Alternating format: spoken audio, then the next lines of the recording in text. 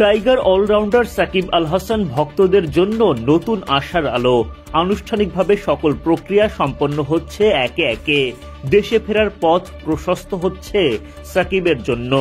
যদিও এখনো অনেক যদি কিন্তুর মার প্যাঁচ, তবে ভক্তদের জন্য বড় সুখবর হলো টাইগার অলরাউন্ডার আসছে ডিপিএল মৌসুমের জন্য লিজেন্ডস অব রূপগঞ্জের সাথে চুক্তিবদ্ধ হয়েছেন। তার পক্ষ থেকে দল বদলের আনুষ্ঠানিকতা সম্পন্ন করে ক্লাব কর্তৃপক্ষ। শুক্রবার সাকিব আল হাসানকে ঘিরে সামাজিক মাধ্যমে গুঞ্জন চলে এই অলরাউন্ডার নাকি মার্কিন যুক্তরাষ্ট্রের নাগরিকত্ব নেবেন, ক্রিকেট খেলবেন সেই দেশের জার্সিতে। কিন্তু পরে নিশ্চিত হওয়া যায় বাংলাদেশ বাদে অন্য কোনো দেশের হয়ে খেলার কোনো ভাবনা নেই তার। সাকিব ভক্তরা খুঁজে পান স্বস্তি। শনিবার আরেক দফা নতুন স্বপ্ন দেখার সুযোগ পেলেন এই অলরাউন্ডারের ভক্তরা। ডিপিএল এর 2024-25 মৌসুমের জন্য দলবদল করলেন সাকিব আল হাসান। সব ঠিক থাকলে নিজের পুরনো দল লিজেন্ডস অব রূপগঞ্জের হয়ে খেলবেন তিনি।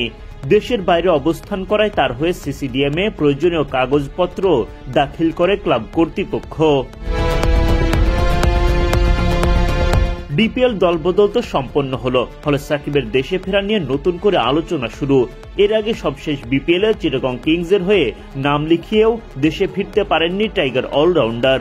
মাঝে বোলিং অ্যাকশন নিয়ে পড়েন বিড়ম্বনায়, ফলে জায়গা মেলেনি চ্যাম্পিয়ন্স ট্রফির স্কোয়াডে। তাই তো সতীর্থরা যখন দুবাই ও পাকিস্তানে আইসিসির এই মেগা ইভেন্ট নিয়ে ব্যস্ত, সাকিব তখন পরিবারের সাথে সময় কাটাচ্ছেন যুক্তরাষ্ট্রে। বলতে গেলে ক্যারিয়ারের সবচেয়ে বাজে সময় কাটাচ্ছেন সাকিব। গেল বছরের 5 আগস্ট রাজনৈতিক পট পরিবর্তনের পর দেশে ফেরা হয়নি এই অলরাউন্ডারের। পাকিস্তান ও ভারতের মাটিতে দেশের জার্সি গায়ে মাঠে নামা হলেও দেশে ফিরতে পারেননি। তৎকালীন সরকারের এমপি হওয়ার কারণে প্রবল জনরোষ আর মামলার জেরে তৈরি হয় বিপত্তি। ঘোষণা দিয়েও মিরপুরের টেস্ট ক্রিকেটকে বিদায় বলতে পারেননি।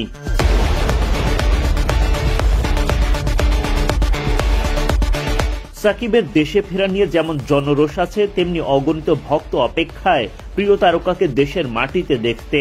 দক্ষিণ আফ্রিকা সিরিজ কিংবা বিপিএল এ যেটা সম্ভব হয়নি, এবার কি ডিপিএল এ সম্ভব হবে? কোন সবুজ সংকেত পেয়েই কি দলবদল সম্পন্ন করলেন এই অলরাউন্ডার? প্রশ্নগুলোর উত্তর সময়ই বলে দেবে।